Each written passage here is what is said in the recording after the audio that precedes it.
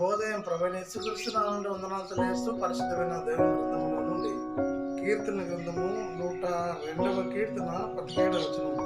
ఆయన దిక్కులేని దరిద్రుల ప్రార్థన రేఖ వారి ప్రార్థన వైపు తిరిగి ఉన్నాడు. ప్రార్థన తీసుకున్నాం. పరిశుద్ధ ప్రేమ తండ్రి వందనాలు స్తోత్రాలు చెల్లిస్తూ వాక్యం ధ్యానించి దానికి మహిమ ఘనత ప్రభువును ఆరోపిస్తూ యేసయ్య నామంలో ప్రార్థించడానికి వేడుకొనిచున్నాము తండ్రి. దేవుడు దీన దరిద్రుల ప్రార్థన ఆలకించేవాడు.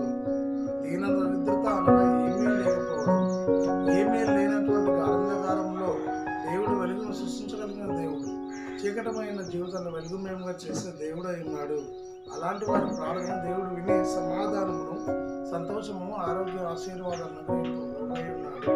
కాబట్టి ప్రియ స్నేహితుల, ప్రియ దేవుని సంగమా, అనంతము దేవుని వైపు తిరిగి ప్రార్థన చేస్తూ దైవాసనం పొందుకొని ముందుకు సాగినట్లు పరిశుద్ధాత్మ త్రియేక దేవుడు తోడయండి నడిపించిన గాక.